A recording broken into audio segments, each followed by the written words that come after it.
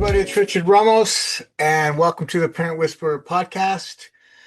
Today, I want to continue in our three-part series. I call it The Art of Deception, Winning the Battle for Influence.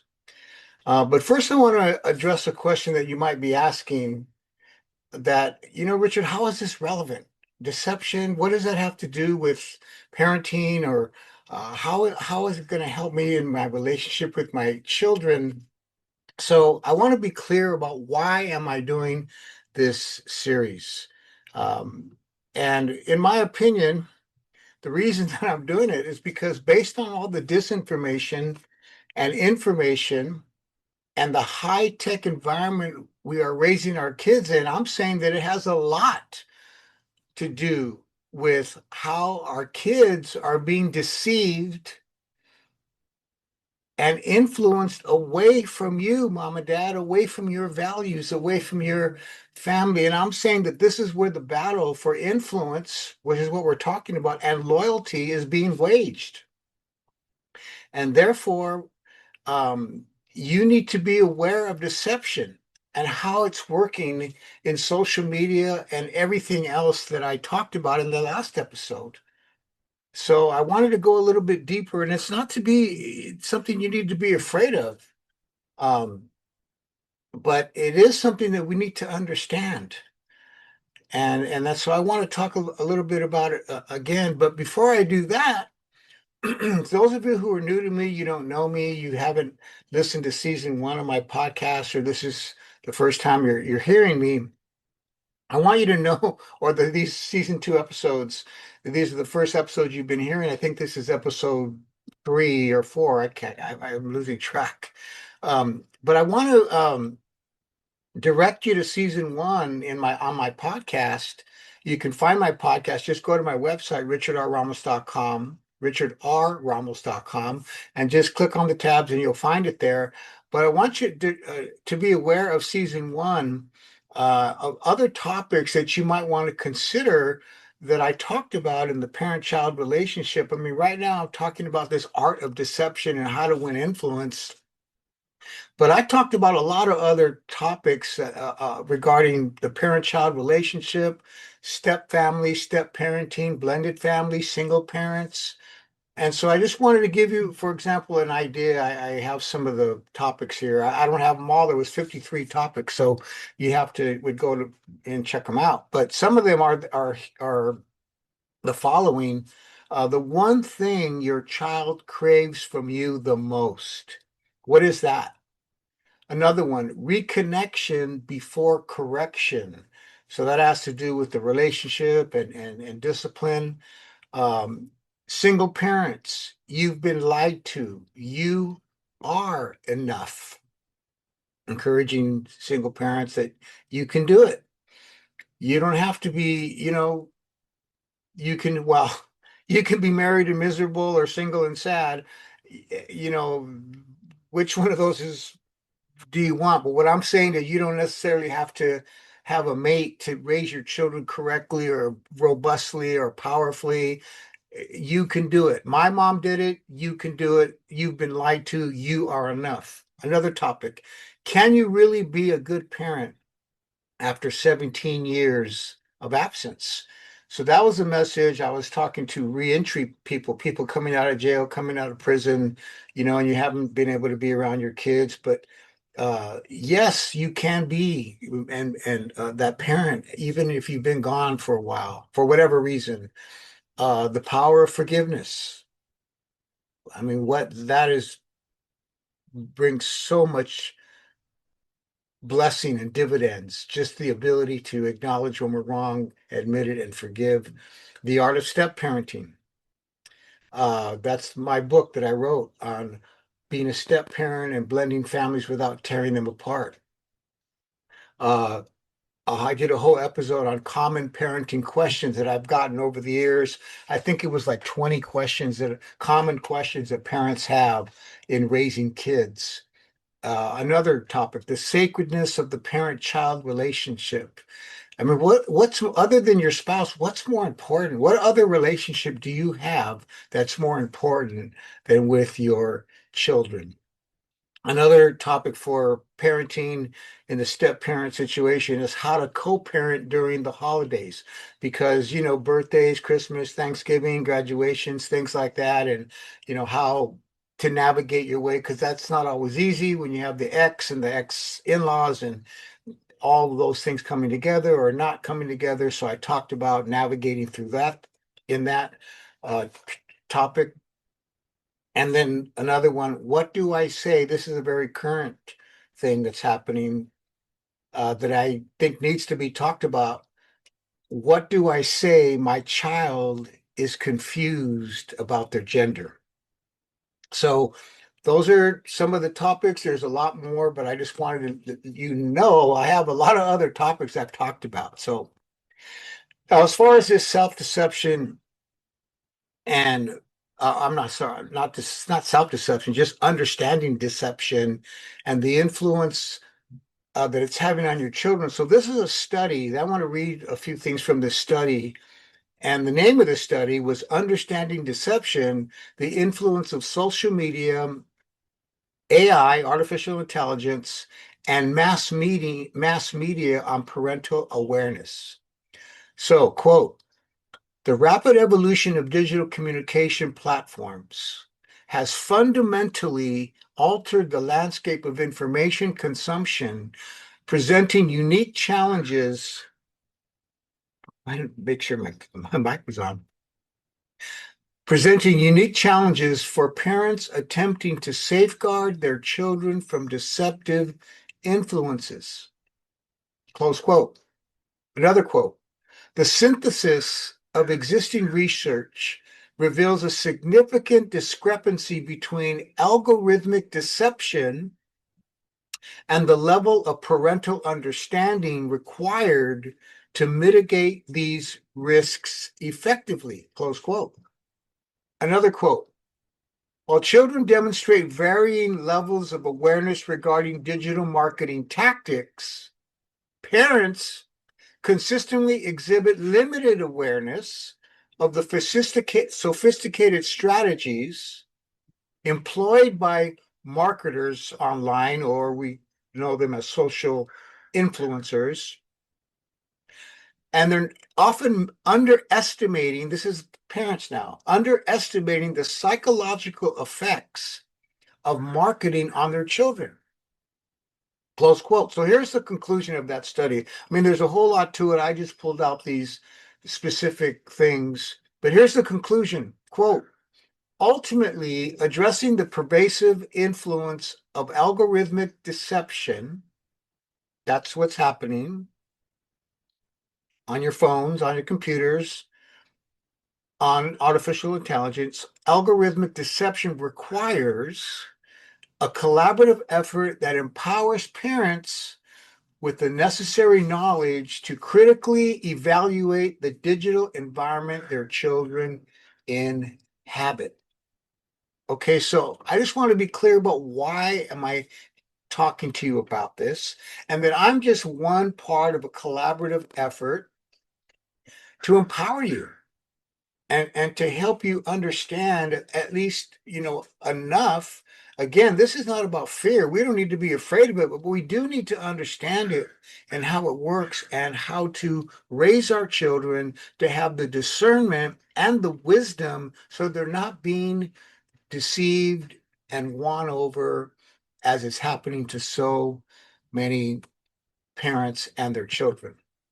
Now, in my last episode on this, I talked about five main points that I wanted to lay a kind of a foundation. Number one is for you to realize you are parenting in the most aggressive influence environment in history. That's just true. Number two, the rules of the influence game have changed. And that's something that none of us were prepared for. Number three, smartphones and AI are programmed to know you, not just inform you. That's so important to understand, mom and dad, of what's happening when you're interacting with artificial intelligence and your kids. Number four, the psychology of the high-tech environment our kids are bombarded with cuts across all ethnicities, all cultures and all social classes. In other words, nobody's escaping this, no matter who you are, where you're from. If you are constantly, your kids are constantly involved with social media, artificial intelligence, TikTok, etc., Snapchat, this is what's happening. And number five, all of this is, again, I'm saying not to be feared, but to be understood so that we can lead our children in discernment. We don't need to panic, but we just have to understand the true nature of the environment that they're in, that we're all in. But I'm talking about you and winning the influence and the loyalty of your children. So let me move on then. Last week, I introduced you to a man named Edward Bernays, the father of advertisement, basically. And interesting enough, he was the nephew of Sigmund Freud, which that's a whole nother story. But I want to share, I want to share from his classic book that he wrote about propaganda. We're all being bombarded by propaganda, but I want to give you an understanding of it because in his book he gives us insight and understanding about uh, propaganda and how it relates to deception. So he says here, listen to this: the minority has discovered a powerful help in influencing majorities. Okay, so who is the minority? Obviously, the people that the powers that be, and they've discovered a powerful help in influencing majorities. Who's the majorities? The public, that's us. It has been found possible so to mold the mind of the masses that they will throw their newly gained strength in the direction desired. It's called deception and manipulation. In the present structure of society, this practice is inevitable. That was true then, and it's true today. Whatever of social importance is done today, whether in politics, finance, manufacture, agriculture, charity, education, or other fields, must be done with the help of propaganda. Propaganda is the executive arm of the invisible government. Now, but he goes on to give the understanding of the history of where did this word propaganda come from. And if I don't know, I think I could maybe explain it so I don't have to read it out of the book. But basically, what was it, in 1627, the Pope at the time, he was concerned that so many people in the Roman Catholic Church were leaving the church to a Protestant evangelical faith and believing.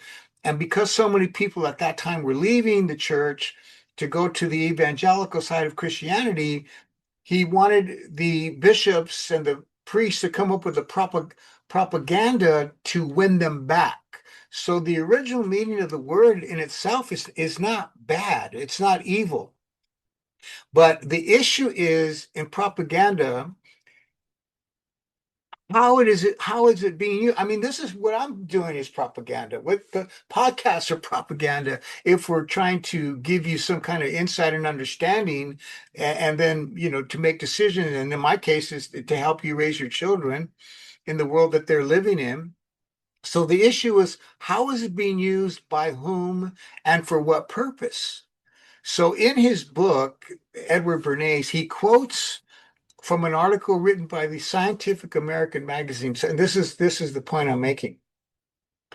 Quote, propaganda becomes vicious and reprehensive only when its authors consciously and deliberately disseminate what they know to be lies. And that's what I talked about on my last podcast. That's what I'm saying. Knowingly, they're disseminating and deliberately what they know are lies, or when they aim at effects which they know to be prejudicial to the common good. Now, mom and dad, that is what's happening. You don't have to take my word for it. I gave you the references. last time. I'm giving you the references now, but what I'm saying is that in this series on the art of deception, and understanding how prevalent it is in all the places I mentioned, the government, universities, public education, doctors, pharmaceutical companies, psychiatrists, psychologists, counselors, therapists, the World Health Organization, the Center for Disease and Control, the CDC, not to mention movies, magazines, and music. So generally speaking, all of those entities are not giving propaganda and influential information that is in your favor.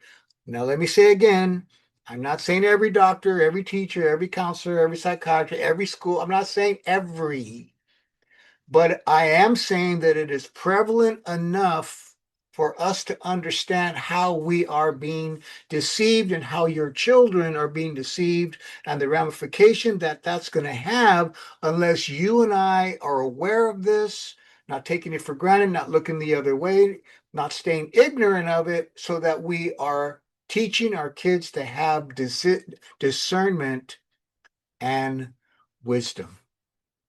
That's what it's about. So I want to repeat my message, my main message that I say all the time. You may have heard me say it before.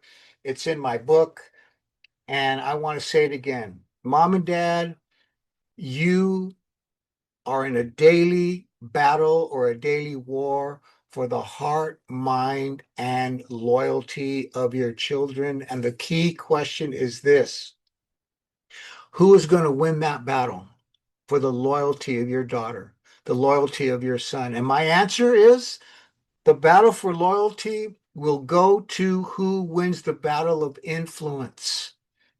That's what we're talking about. And the deception of how our children are being influenced away from us. So, another one of these psychologists, these guys, kind of like this Edward Bernays I'm talking about, his name was Kevin Mitnick. And what he discovered about the psychology of human beings is that the easiest way of deception is trust, is to get people to trust you, and then you could easily deceive them. Imagine that, winning trust to deceive. That is what's happening. He said that, excuse me, people don't get manipulated because they're stupid. They get manipulated because they're trusting. And he also said manipulation doesn't attack intelligence, it exploits trust. So, all that to say, so what should we do? What do we do? So, I'm going to give you 4 keys that you and I, as parents, can use to mitigate these circumstances and to give our kids the wisdom and the discernment and the understanding so they're not so trusting of all this stuff that they see on social media and on the internet. All right. So number one, the key to winning this battle is earning trust. They're earning trust for deception. You and I are earning trust to bless our children and keep them healthy and away from being manipulated, deceived, and all the other things that we see happening with a lot of young people. So how do you do that? How do you win that trust? Number one, we have to give them emotional stability. And this is why our emotional growth as a parent is so important, so that we can give that emotional stability in our home. We can create the culture in our home from the time our children are born until the time they leave. They have emotional stability, emotional security, emotional consistency, and really important when they're just born, emotional attachment. Those are the things that are going to earn the trust so that we are the primary influential people in the hearts and lives of our children, especially from the time they're come right out of the womb. We're giving them that emotional attachment, emotional stability and security and self-worth because of the time and attention that we give them and the unconditional love. Number two, the removal of fear.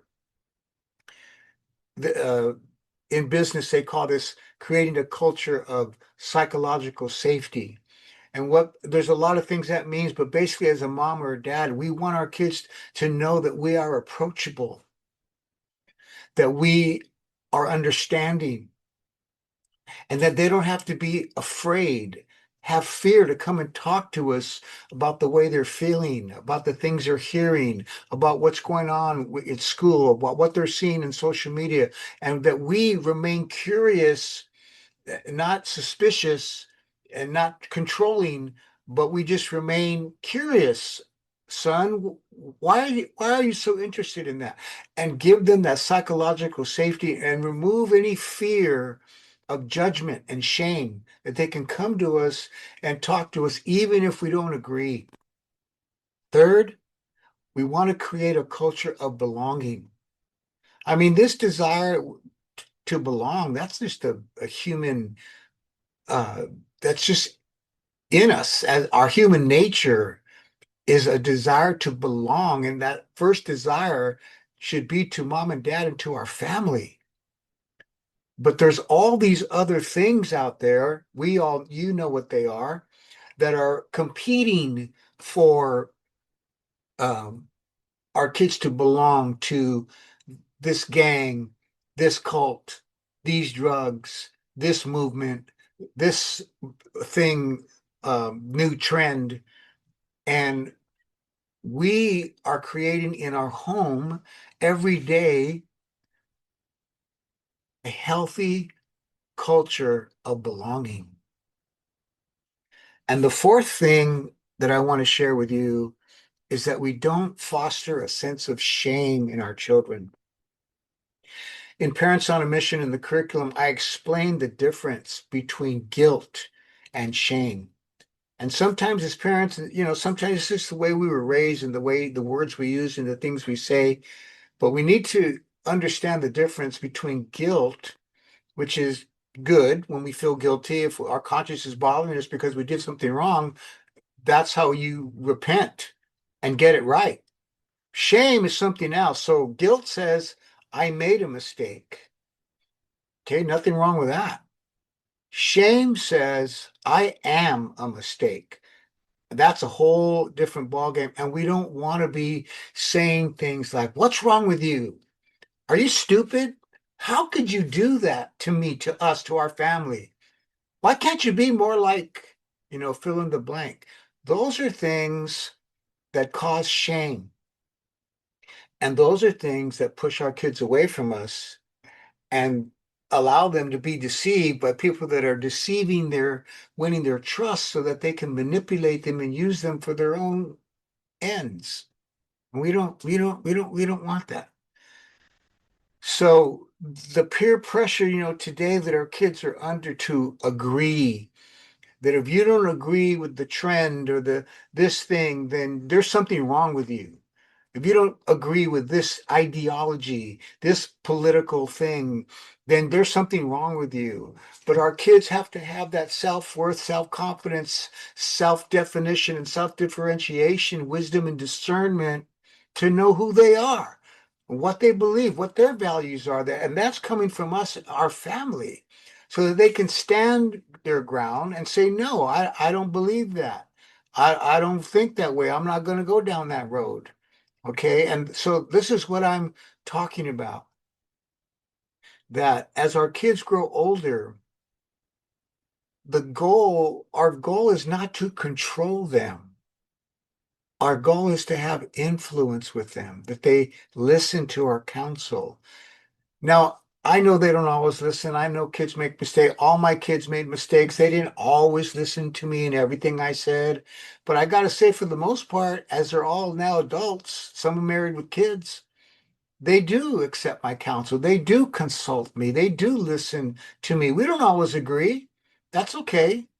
But we learned how to disagree in an agreeable manner rather than causing division. Oh, you didn't do that. Oh, I don't want to talk to you anymore. You voted that way. Oh, I don't want to talk to you no more. Oh, you're going to go get that. Oh, I don't want to be in the family anymore.